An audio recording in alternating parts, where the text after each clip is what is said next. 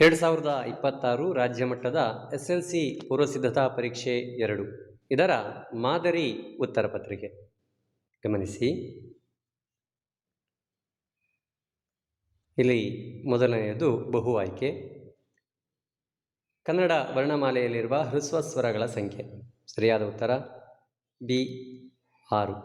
ಸನ್ಮಾನ ಪದದಲ್ಲಿರುವ ಸಂಧಿ. ಸರಿಯಾದ ಉತ್ತರ ಡಿ ಅನುನಾಸಿಕ.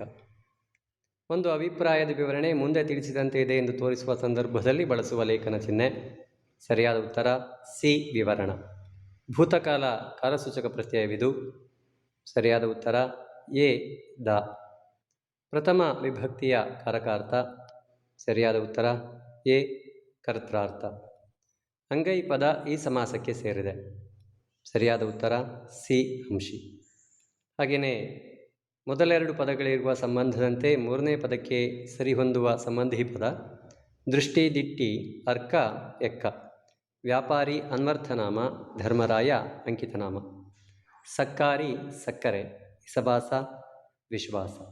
ಚೆಲುವಿಕೆ ತದಿತಾಂತ ಭಾವನಾಮ. ಅಂಜಿಕೆ ಕೃದಂತ ಭಾವನಾಮ. ಇನ್ನು ಒಂದು ವಾಕ್ಯದಲ್ಲಿ ಉತ್ತರಿಸಿ. ಎಣ್ಣೆ ತುಪ್ಪದ ಮಿಶ್ರಣ ಬೇಡವೆಂದು ಹೇಳಿದವರು ಯಾರು? ಸರಿಯಾದ ಉತ್ತರ ವಾಕ್ಯ ರೂಪದಲ್ಲಿ ಬರೀಬೇಕು. ಕವಿ ನಯಸೇನ. ಹಸಿದು ಮಲಗಿದ್ದ ಹುಲಿಯು ಏನೆಂದು ಯೋಚಿಸಿತು? ವಿಧಿ ಆಹಾರಕ್ಕೆ ಏನನ್ನ ಒದಗಿಸುವುದು ಎಂದು ಯೋಚಿಸಿತು. ಲಂಡನ್ನಿನ ಪೇಟೆಯಲ್ಲಿರುವ ಸ್ಟೇಷನರಿ ಅಂಗಡಿಯ ಹೆಸರು ಮೂಲವರ್ತ. ಸೂರ್ಯಮಿತ್ರನು ತನಗೆ ಕಾಶ್ಯಪಿ ಎಂಬ ತಂಗಿ ಇಲ್ಲ ಎಂದು ಹೇಳಲು ಕಾರಣ, ಅಗ್ನಿಭೂತಿ ವಾಯುಭೂತಿಯರಿಗೆ ತಾನು ಸೋದರ ಮಾವನೆಂದು ಹೇಳಿ ಸಲಿಗೆ ಕೊಟ್ಟರೆ ಈ ಮುಂದಿನಂತೆ ಸೊಕ್ಕಿ ಕೆಡುವರೆಂದು ಮನದಲ್ಲಿ ಯೋಚಿಸಿ ಸೂರ್ಯಮಿತ್ರ ತನಗೆ ಕಾಶ್ಯಪಿ ಎಂಬ ತಂಗಿ ಇಲ್ಲ ಎಂದು ಹೇಳುತ್ತಾನೆ. ಹಲಗಲಿ ಗ್ರಾಮ ಮುಧೋಳ ಸಂಸ್ಥಾನದಲ್ಲಿದ್ದು ಇಂದಿನ ಬಾಗಲಕೋಟೆ ಜಿಲ್ಲೆಗೆ ಸೇರಿದೆ. ಕುಂಭಸಂಭವ ಎಂದರೆ ದ್ರೋಣ. ಒಡೆಯನ ಮನೆಯ ಅಂಗಳದಲ್ಲಿ ಮಾವಿನ ಮರಗಳು ಮೈತುಂಬಿ ನಿಂತಿವೆ. ಇನ್ನು 3-4 ವಾಕ್ಯದಲ್ಲಿ ಉತ್ತರಿಸಿ. ಲಿಪಿಯ ಜಾಡು ಆರಂಭಗೊಂಡ ಬಗೆ ಹೇಗೆ? ಸುಲಭವಾಗಿದೆ ಉತ್ತರ, ನೇರವಾಗಿದೆ. ಪಠ್ಯಪುಸ್ತಕದಲ್ಲಿ ಇದ್ದಿದೆ. ಹೈದರಾಬಾದ್ ನಗರಕ್ಕೆ ವಿಶ್ವೇಶ್ವರಯ್ಯನವರು ಸಲ್ಲಿಸಿದ ಸೇವೆಯನ್ನು ಕುರಿತು ಬರೆಯಿರಿ. ಇದು LBAನಲ್ಲಿ ಈ ಪ್ರಶ್ನೆ ಇದೆ.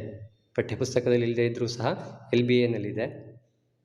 ಹೈದರಾಬಾದ್ ನಗರಕ್ಕೆ ಈಸಿ ಮತ್ತು ಮೂಸಿ ನದಿಗಳ ಪ್ರವಾಹದಿಂದ ಅಪಾರ ನಷ್ಟ ಸಂಭವಿಸ್ತಾ ಇತ್ತು. ಅದನ್ನು ತಡೆಯಲು ಎರಡೂ ನದಿಗಳಿಗೆ ಪ್ರತ್ಯೇಕ ಜಲಾಶಯ ನಿರ್ಮಿಸುವ ಮೂಲಕ ವಿಶ್ವೇಶ್ವರಯ್ಯ ಅವರು ಈ ಸಮಸ್ಯೆಯನ್ನು ಬಗೆಹರಿಸಿದರು. ಅವರು ಹೈದರಾಬಾದ್ ನಗರವನ್ನು ಭಾರತದ ಸುಯೋಜಿತ ನಗರಗಳ ಸಾಲಿಗೆ ಸೇರ್ಪಡೆಯಂತೆ ಮಾಡಿದರು ಅನ್ನೋದು ಉತ್ತರ. ಸಾಮ್ರಾಟರ ರಾಜಾಭಿಷೇಕವಾಗುವ ಸಿಂಹಾಸನದ ಮೇಲಿರುವ ಕಲ್ಲುಪಾಟಿಯ ವಿಶೇಷತೆ. ಇದು ಪಠ್ಯಪುಸ್ತಕದಲ್ಲಿದೆ. ಸೂರ್ಯಮಿತ್ರನು ಮಾವನೆಂದು ತಿಳಿದಾಗ ವಾಯುಭೂತಿಯ ಹೇಗೆ ಪ್ರತಿಕ್ರಿಯಿಸಿದನು? ಇದು ಸಹ ಪಠ್ಯಪುಸ್ತಕದಲ್ಲಿ ನೇರವಾಗಿದೆ. ಹೊಸಗಾಲದ ಹಸು ಮಕ್ಕಳನ್ನು ಹಕ್ಕಿಯು ಹೇಗೆ ಹರಸಿದೆ? ನೇರವಾದ ಉತ್ತರ. ಹಲಗಲಿಗೆ ದಂಡು ಬರಲು ಕಾರಣವೇನು? ಪಠ್ಯಪುಸ್ತಕದಲ್ಲಿ ಅಭ್ಯಾಸದಲ್ಲಿರುವ ಪ್ರಶ್ನೆ. ಭಗತ್ ಸಿಂಗ್ನ ತಾಯಿಯ ಕಣ್ಣುಗಳಿಂದ ಧಾರಾಕಾರವಾಗಿ ನೀರು ಸುರಿಯಲು ಕಾರಣವೇನು?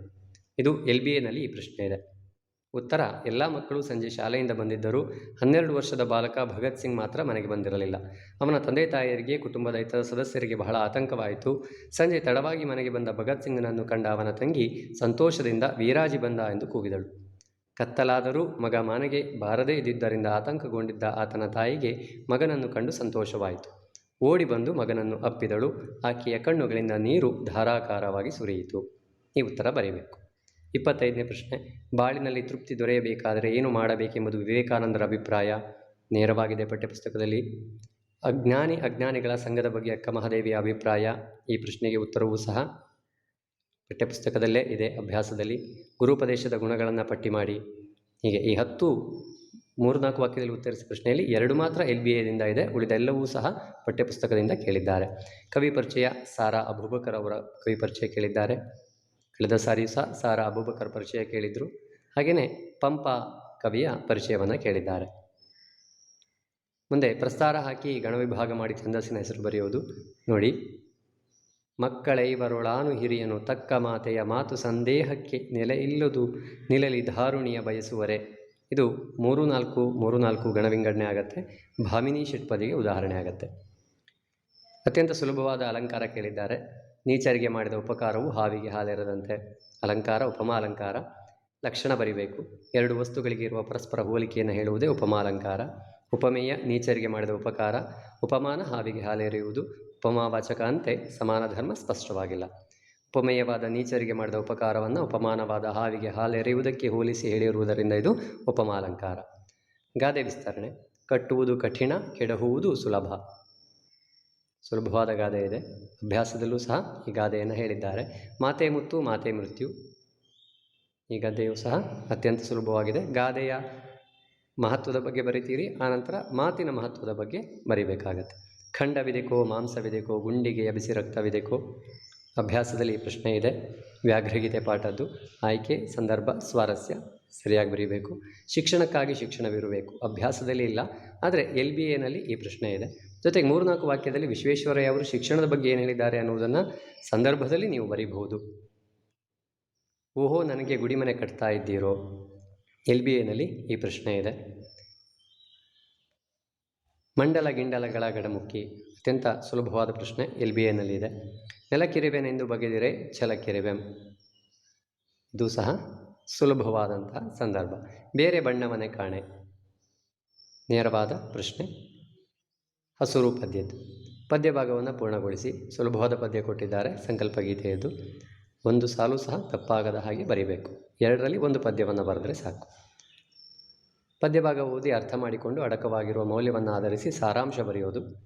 ಎತ್ತಣ ತುರಂಗವಿದು ಪುಕ್ಕು ಪೂದೋಟಮಂ ತೊತ್ತಳುದುಳಿದುದು ವಾಲ್ಮೀಕಿ ಮುನಿನಾಥನೇ ಪೊತ್ತು ಮಾರೈಬುದೆಂದೆನಗೆ ನೇಮಿಸಿ ಪೋದನ ಅಬ್ದಿಪಂ ಕರೆಸಲಾಗಿ ಮತ್ತೆ ವರುಣನ ಲೋಕದಿಂಬಂದು ಮುಳಿದಪನೆನ್ನುತ್ತಾ ಹಯ್ಯದೆಡೆಗೆ ನಡೆತಂದು ನೋಡಲ್ಕದರ ನೆತ್ತಿಯೋಳ್ ಮೆರೆವ ಪಟ್ಟದ ಲಿಖಿತಮಂ ಕಂಡು ಲವನ ಓದಿಕೊಳ್ಳುತ್ತಿರ್ದನ್. ಆಯ್ಕೆ ಬರೆಯಿರಿ, ಸಾರಾಂಶ ಬರೆಯಿರಿ. ಅದಾದ ನಂತರದಲ್ಲಿ ಈ ಪದ್ಯಭಾಗ ಏನು ಮೌಲ್ಯವನ್ನು ಒಳಗೊಂಡಿದೆ ಅದನ್ನು ಬರೀಬೇಕು. ಗಮನಿಸಿ. ಮುಂದೆ ಸೀತೆಯನ್ನು ಅರಸುತ್ತಾ ಶಬರಿ ಆಶ್ರಮದ ಬಳಿ ಬಂದ ಸಂದರ್ಭದಲ್ಲಿ ರಾಮಲಕ್ಷ್ಮಣರ ನಡುವೆ ನಡೆದ ಸಂಭಾಷಣೆ. ಸ್ವಲ್ಪ ಯೋಚಿಸಿದ್ರೆ ನೀವು ಉತ್ತರ ಬರಿಬೋದು. ರಾಮ ಗಿರಿವನಗಳನ್ನು ಏನೆಂದು ಪ್ರಾರ್ಥಿಸಿದ, ಆ ಉತ್ತರ ಬರುತ್ತೆ. ಲಕ್ಷ್ಮಣನು ಅಣ್ಣನನ್ನು ಹೇಗೆ ಸಮಾಧಾನಿಸಿದ ಅನ್ನುವಂಥದ್ದು ಬರುತ್ತೆ. ಈ 3-4 ವಾಕ್ಯದ ಪ್ರಶ್ನೆಗಳು, ಅದರ ಉತ್ತರಗಳನ್ನು ಇಲ್ಲಿ ಬರೆದು ನೀವು ಉತ್ತರವನ್ನು ಬರೀಬಹುದು. ಸುಲಭವಾಗಿದೆ, ನೋಡ್ತಾ ಹೋಗಿ. ಹಾಗೆಯೇ ಶಬರಿಯ ಚಿಂತೆ ಇಂಗಿ ಹೋದ ಸಂದರ್ಭದ ಸ್ವಾರಸ್ಯವನ್ನು ನಿಮ್ಮ ಮಾತುಗಳಲ್ಲಿ ಬರೆಯಿರಿ. ಮೊದಲ ಪ್ರಶ್ನೆ ಕಷ್ಟ ಆದಲ್ಲಿ ಖಂಡಿತವಾಗಿ 2ನೇ ಪ್ರಶ್ನೆಯ ಉತ್ತರವನ್ನು ಬರೆಯಬಹುದು.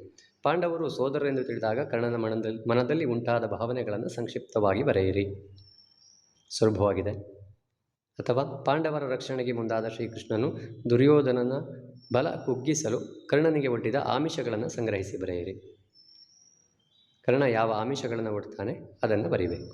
ಕರ್ಣನಿಗೆ ಒಡ್ಡಿಸುವ ಆಮಿಷಗಳು ಕೃಷ್ಣ ಒಡ್ಡೋದು. ಗದ್ಯ ಭಾಗವೂ ಸಹ ಅತ್ಯಂತ ಸುಲಭವಾಗಿದೆ. ಉತ್ತರ ನೋಡಿ. ಯಶಸ್ವಿ ನಾಯಕನಾಗುವುದು ಹೇಗೆ? ನಾಯಕನಾಗುವ ವ್ಯಕ್ತಿಯನ್ನು ವಾಹನಕ್ಕೆ ಹೋಲಿಸಿದರೆ ಆತ್ಮವಿಶ್ವಾಸ ಆತನಿಗೆ ಇಂಧನವಿದ್ದಂತೆ. ಗಾಡಿಯಲ್ಲಿ ಇಂಧನ ಖಾಲಿಯಾದರೆ ಹೇಗೆ ಚಲಿಸುವುದಿಲ್ಲವೋ ಹಾಗೆಯೇ ವ್ಯಕ್ತಿಯಲ್ಲಿ ಆತ್ಮವಿಶ್ವಾಸವಿಲ್ಲದಿದ್ದರೆ ಬದುಕು ಜಡವಾಗಿ ನಿಲ್ಲುತ್ತದೆ. ಆತ್ಮವಿಶ್ವಾಸ ಹೊಂದಿರದ ಯಾರೂ ಕೂಡ ಇದುವರೆಗೆ ನಾಯಕರೆನಿಸಿಕೊಂಡಿಲ್ಲ, ಯಾವುದೇ ಗೆಲುವು ಸಾಧಿಸಿಲ್ಲ. ತನ್ನ ಕಾರ್ಯ ಸಾಧನೆಯಲ್ಲಿ ಕೊನೆಯವರೆಗೂ ಸಕಾರಾತ್ಮಕವಾಗಿ ಚಿಂತಿಸುತ್ತಾ ನಂಬಿಕೆ ಕಳೆದುಕೊಳ್ಳದೆ ಕಾರ್ಯಪ್ರವೃತ್ತರಾಗುವುದು ಹಾಗೂ ನಾನು ಇದನ್ನು ಮಾಡಬಲ್ಲೆ ಎಂಬ ನಂಬಿಕೆಯೇ ಆತ್ಮವಿಶ್ವಾಸ. ಒಳ್ಳೆಯದನ್ನು ಯೋಚಿಸುವುದು, ಜವಾಬ್ದಾರಿ ತೆಗೆದುಕೊಳ್ಳುವುದು, ಕೌಶಲ್ಯಗಳನ್ನು ಬೆಳೆಸಿಕೊಳ್ಳುವುದು ಆತ್ಮವಿಶ್ವಾಸದ ಆಧಾರ ಸ್ತಂಭಗಳು ಎನ್ನಲಾಗಿದೆ. ಇವುಗಳನ್ನು ತಮ್ಮ ಬದುಕಿನಲ್ಲಿ ಅಚ್ಚುಕಟ್ಟಾಗಿ ಅಳವಡಿಸಿಕೊಂಡು ಕಾರ್ಯಪ್ರವೃತ್ತರಾದಾಗ ಯಶಸ್ವಿ ನಾಯಕರಾಗಬಹುದು. ಆತ್ಮವಿಶ್ವಾಸ ಕುರಿತು ಮಾರ್ಟಿನ್ ಲೂಥರ್ ಕಿಂಗ್ ಹೇಳಿದ ಮಾತುಗಳಾವು. ಆತ್ಮವಿಶ್ವಾಸವನ್ನು ಕುರಿತು ಮಾರ್ಟಿನ್ ಲೂಥರ್ ಕಿಂಗ್ ಅವರು, ಜೀವನ ಎಂಬುದು ಕೇವಲ ಸುಖ ದುಃಖ ಒಳಿತು ಕೆಡುಕುಗಳಲ್ಲ, ಜೀವನ ಎಂಬುದು ಒಳಿತು ಕೆಡುಕುಗಳ ಮಿಶ್ರಣ.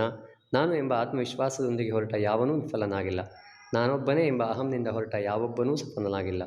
ನಿನ್ನ ಗುರಿಯೆಡೆಗೆ ಹಾರು, ಹಾರಲಾಗದಿದ್ದರೆ ಓಡು, ಓಡಲಾಗದಿದ್ದರೆ ನಡೆ, ನಡೆಯಲಾಗದಿದ್ದರೆ ತೆವಳು, ಆದರೆ ಎಂದಿಗೂ ಆತ್ಮವಿಶ್ವಾಸವನ್ನು ಮರೆತು ಮಾತ್ರ ಕಳೆದುಕೊಳ್ಳಬೇಡ ಎಂದಿದ್ದಾರೆ. ಮುಂದೆ ಪತ್ರಲೇಖನ ಸುಲಭವಾಗಿದೆ. ವಿಜ್ಞಾನ ವಸ್ತು ಸಂಗ್ರಹಾಲಯದ ವೀಕ್ಷಣೆಗೆ ಅವಕಾಶ ಕೋರಿ ಪತ್ರ. ಗಮನಿಸಿ. ಹಾಗೆಯೇ ಇನ್ನೊಂದು ಖಾಸಗಿ ಪತ್ರ. ಗಮನಿಸಿ. ಪ್ರಬಂಧ ತ್ಯಾಜ್ಯ ವಸ್ತುಗಳ ನಿರ್ವಹಣೆ, LBAನಲ್ಲಿ ಇದೆ. ಇದು ಉತ್ತರವೂ ಸಹ ಅಲ್ಲಿಯದ್ದೇ ಇದೆ. ಅಥವಾ ಶಾಲೆಯಲ್ಲಿನ ವಿವಿಧ ಸಂಘಗಳ ಚಟುವಟಿಕೆಗಳು, ಇದು ನಿಮಗೆ ಗೊತ್ತಿರುತ್ತೆ.